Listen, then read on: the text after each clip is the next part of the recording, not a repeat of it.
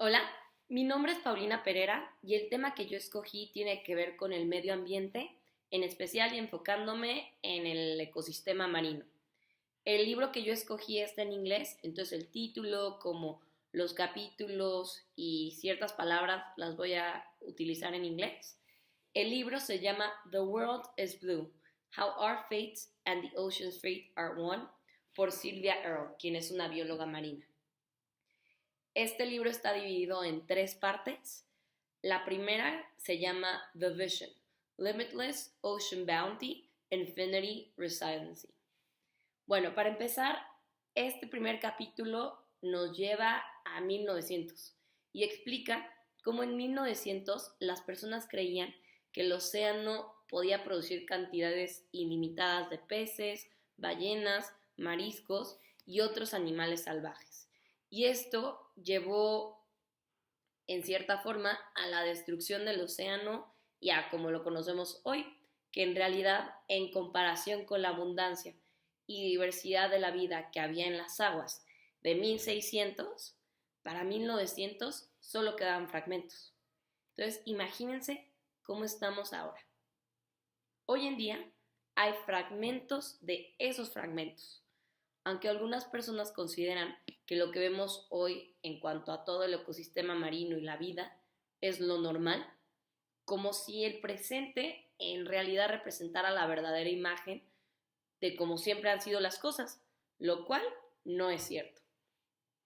Porque pues como podemos ver el cambio o lo que fue esta mentalidad de que el océano es un recurso ilimitado, pues no lo es. Entonces lo hemos estado deteriorando y destruyendo poco a poco. Este capítulo nos habla mucho acerca de cómo empieza todo, ¿no? Si no es una introducción. Entonces aquí nos hablan de cómo la caza y la recolección son actividades que pues están enraizadas en la naturaleza y la cultura humana, ya que esto ha sustentado nuestra supervivencia a lo largo de la mayor parte de nuestra historia. Por lo tanto, el libro explica que para 1900, gran cantidad de los animales marinos como son mamíferos, peces, pulpos, caballitos de mar, estrellas de mar, o sea, todos los animales habían sufrido graves impactos a nivel mundial. En este capítulo se habla mucho acerca de la historia de las cazas de ballenas y acerca de algunas expediciones o personajes icónicos de este tema, como fue Charles Cameron, que fue un capitán de Inglaterra de un barco ballenero y quien fue el primero en cazar a las ballenas grises que se encontraban en una laguna que es conocida como Laguna Ojo de Liebre y Laguna San Ignacio. También todo esto, o aparte de cazar, él decía que estaba realizando investigación. Digo investigación porque lo usaba un poco de excusa a lo que estaba haciendo y en realidad sí dice el libro que si te pones a leer todos los documentos y como diarios que fue escribiendo, no tenía información segura porque decía que había pasado muy poquito tiempo, por X o Y razón, no se había podido encontrar mucha información. También este capítulo habla mucho acerca de los diferentes países que cazan ballenas. Algo que personalmente me impresionó muchísimo y se me hizo muy interesante fue que en el siglo XX cerca de 3 millones de ballenas fueron asesinadas por balleneros de 46 países. Imagínense la cantidad y aparte son muchos países que colaboran y que estaban formando parte de eso. También en este capítulo se habla sobre la caza de delfines, de focas, manatíes, etcétera, etcétera. Muchos animales mamíferos más que pertenecen al océano. Gracias a este capítulo siento que yo pude entender cómo el saber de las ballenas es una cosa y el saber cómo matarlas es otra.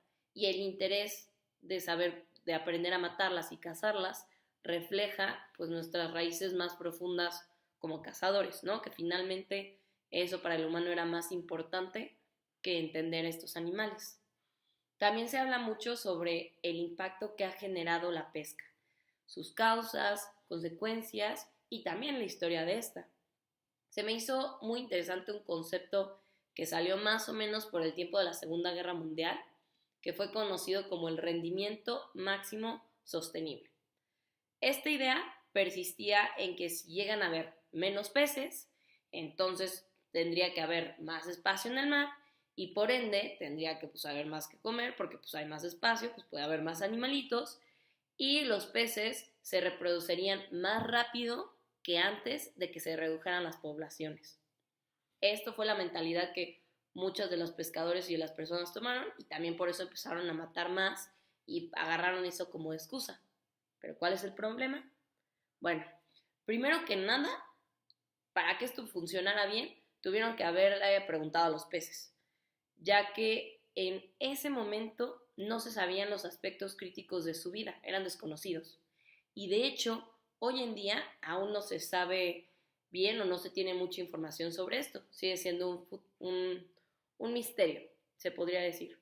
Así que yo creo, y también por lo que vi y entendí del libro, que es realmente difícil predecir el comportamiento futuro de un animal si no sabes mucho sobre su presente y sobre su pasado.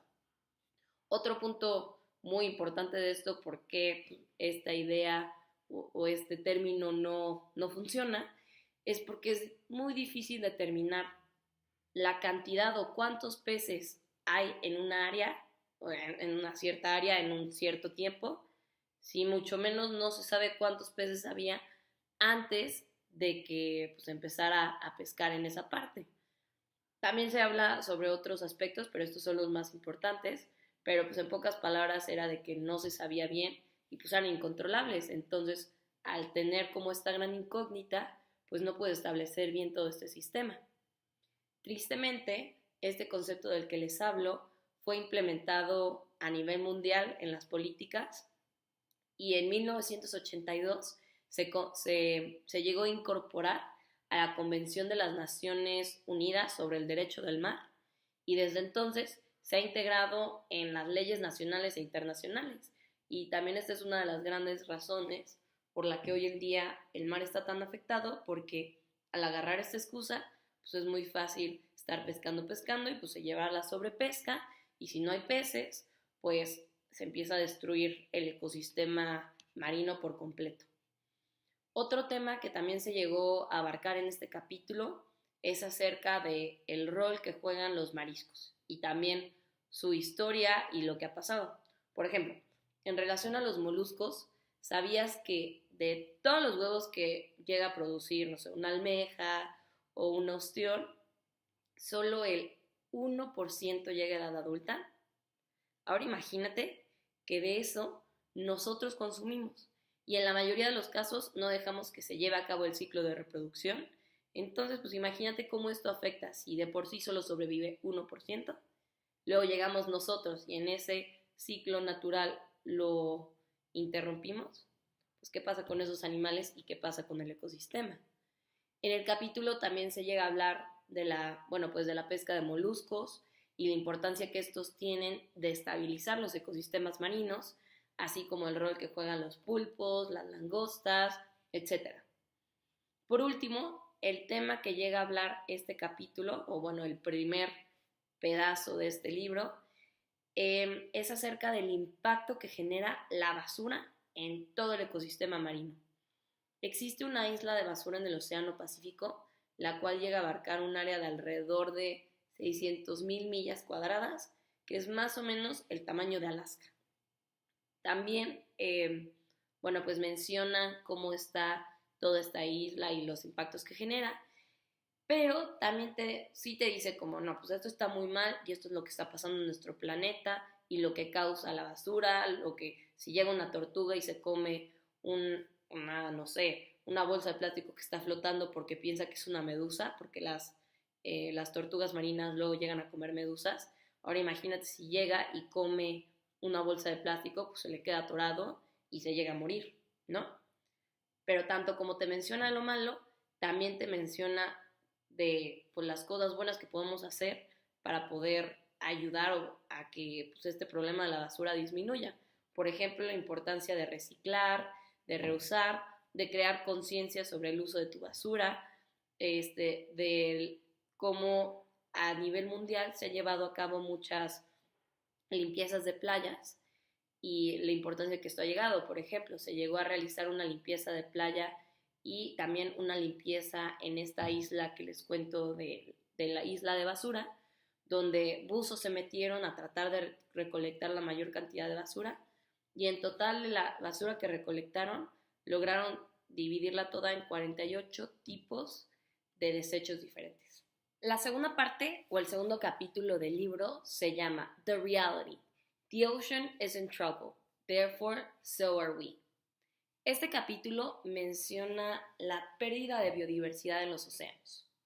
Pero primero que nada, en lo que explico este capítulo, quiero que pienses si la biodiversidad marina es importante o no lo es. Bueno, se ha demostrado que la pérdida de biodiversidad altera la capacidad del océano para poder proporcionar alimentos, mantener la calidad del agua, recuperarse de perturbaciones, entre muchos otros factores. Gracias a esto, estamos perdiendo no solo especies individuales, sino ecosistemas enteros, llenos de animales que aún no hemos nombrado y que aún no conocemos. Todos estos organismos y muchos más llegan a depender de este mundo azul. Nosotros somos los recién llegados a un planeta que ha ido cambiando y evolucionando a lo largo de muchos siglos, pero al cual ahora con nosotros no estamos dejando que siga su curso natural o fluya como debe de ser. Debido a que este es un problema de gran magnitud, en 1992 se llevó a cabo una cumbre mundial sobre el desarrollo sostenible en Río de Janeiro, donde se produjo el primer convenio sobre la diversidad biológica. Esto para el cual, para hasta el 2007, fue ratificado por 190 naciones. El objetivo de este tratado es apoyar los esfuerzos para poder sostener la diversidad de la vida en la Tierra. Pues bueno, tristemente hoy, 1 de cada 8 aves están en peligro de extinción. 1 de cada 4 mamíferos y 1 de cada 3 anfibios también lo están. Y el 73% de todas las plantas están en riesgo. Se llega a predecir que al ritmo actual al que vamos, para finales de este siglo, la mitad de las especies, tanto de plantas como de animales del planeta, desaparecerán. Bueno, por otro lado, en 2007 los corales fueron agregados por primera vez a lo que se le conoce como la lista roja de la Unión Internacional para la Conservación de la Naturaleza, que aquí te dice de las especies que están en peligro de extinción. Y esto no fue porque antes los corales no estuvieran amenazados y no se consideran que están en peligro, sino fue porque antes había una percepción que estaba errónea de que las especies marinas no son tan vulnerables a la extinción como son las terrestres. Y bueno, en relación a esta lista roja, al principio solo los mamíferos marinos eran considerados como vulnerables entre todas las demás especies y organismos que viven y habitan el océano. Claro que esto ha cambiado con la conciencia, se podría decir, de que el océano, incluso más que la Tierra, ha sido más alterado por la actividad humana. Sin embargo, tristemente, esta conciencia o esta ideología llegó hasta mucho tiempo después, porque la mayoría de todos los cambios que han sucedido en el océano han pasado desapercibidos, porque la gente no puede ver fácilmente el daño que hemos causado en este. También, aparte de que los registros de cómo era antes el océano pues, están incompletos, no se tiene bien, entonces la gente no tiene la información correcta o no sabe bien cómo comparar el antes al hoy. En este capítulo también se llega a mencionar el impacto que ha tenido en la biodiversidad, pero enfocándonos más en la biodiversidad marina, los derrames de petróleo, la minería, todos los movimientos de los barcos en el océano, etcétera, etcétera. Así como los cambios en la temperatura del mar, la acidificación del océano, el derretimiento de los polos, el incremento en el nivel del mar, entre muchos otros factores. Así que bueno, La respuesta final a la pregunta de ¿por qué la biodiversidad es importante? Pues yo creo que es bastante simple. El resto del mundo viviente, le podríamos decir, puede vivir sin nosotros, pero nosotros no podemos vivir sin ellos. La tercera parte del libro se llama Now is the Time, Opportunity for Action. A lo largo de la historia, la gente ha sido atraída a nuevas tierras, a escalar montañas, navegar sobre las aguas misteriosas del océano, alcanzar la luna.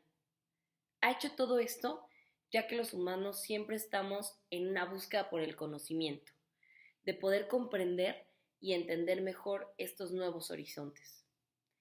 Este último capítulo narra la importancia de explorar y entender el mundo marino. Explica toda la experiencia y todo lo que conlleva el buceo libre hasta el buceo con equipo. Por ejemplo, en 1830 se empezaron a realizar los primeros buceos con equipo y en 1920 el naturalista conocido como William Beebe fue uno de los primeros científicos en utilizar este equipo para la exploración. Sin embargo, hasta 1942, Jacques Cousteau, quien es un famoso biólogo marino y que es muy reconocido por toda la investigación que ha realizado en torno al océano, junto con un ingeniero, lograron desarrollar el sistema que utilizan los buzos hoy en día. Por otra parte, en 1969, mientras los astronautas podían y estaban caminando por la Luna por primera vez, 4 hombres pasaron 2 meses viviendo bajo el agua en un laboratorio submarino. Asimismo, durante toda esta parte te narra la invención del submarino y cómo estos ayudaron en la exploración e investigación marina, así como el uso de robots y la importancia que tienen hoy en día. Gracias a estas y a las nuevas tecnologías se están pudiendo superar las limitaciones humanas, como por ejemplo llegar a profundidades que ningún humano puede, ni por buceo ni por otro medio. Por último, se llega también a mencionar la importancia de proteger el océano. En el año 1872, este año y pues la época en general que conllevó esto, fue trascendental en términos de la relación que tenía la humanidad con la tierra y el mar. Para el océano, 1872 marcó la salida del HMS Challenger, que este era un barco que en la histórica, que quiso realizar una expedición global de 4 años y este logró establecer la ciencia de la oceanografía. Y también, después de esto, 100 años después exactamente, en Estados Unidos, el Congreso aprobó una legislación que autorizó la implementación de los primeros parques nacionales marinos. Y esto fue un gran cambio y hasta la fecha ha ayudado mucho a estar protegiendo toda la fauna y flora marina, ya que esto se llegó a implementar principalmente para poder proporcionar como una medida de seguridad a todos los valores naturales, históricos y culturales que se puedan encontrar bajo el mar. A esto me refiero a todos los plantas y animales, pero también, no sé, si hay algún monumento histórico que está ahí abajo o algún barco o lo que sea que se pueda salvar y pues darle ahí su valor. También en esta época no solo pasó esto con Estados Unidos de implementar parques, también diversos países decidieron implementar esto y tomar la iniciativa de establecer áreas naturales marinas protegidas, como por ejemplo en 1970, si bien lo recuerdo, sí, estoy casi segura, sí, 1970, se empezó a crear el Parque Marino de la Gran Barrera de Coral, donde se llegaron a zonificar ciertas áreas de la pared arrecifal, incluyendo aproximadamente el 3% del área que estaba restringida a la pesca. Entonces, la barrera de coral, como sabemos, es muy importante como ecosistema y que ya se haya implementado como parque marino hizo una gran diferencia en su protección y conservación. Curiosamente, el establecimiento de todas estas áreas marinas protegidas a menudo se llega a justificar mucho sobre la base que la abundancia y la diversidad de la vida marina en estas zonas va a aumentar y que con el tiempo, como está aumentando mucho en esta parte, se va a extender a otras áreas que se encuentran al lado, mejorando así las posibilidades de pesca y creando pues, sí, mejores oportunidades. Por otro lado, también se menciona la importancia de realizar expediciones sostenibles.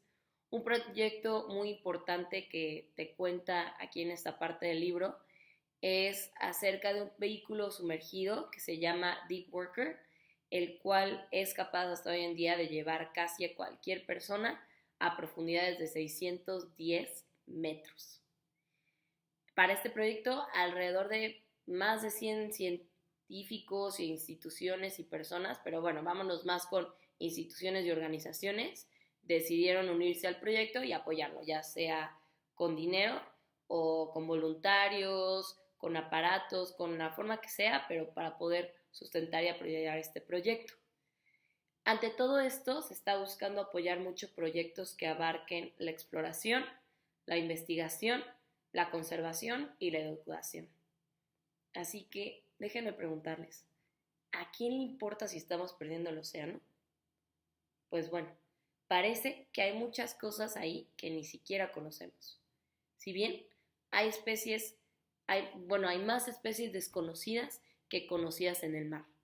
Y al ritmo en el que vamos ahorita, estamos perdiendo tantas especies que ni siquiera vamos a alcanzar a descubrir una gran mayoría de ellas. Hoy en día, ya casi la mitad de los arrecifes de coral en todo el mundo han desaparecido o están en un estado muy fuerte de riesgo y de declive. Y a medida que ellos desaparecen, también desaparecen todos los organismos y el ecosistema en sí se destruye. Hay una frase del libro que me gustó mucho que dice, al final, nuestra sociedad se definirá no solo por lo que creamos, sino por lo que nos rechazamos a destruir.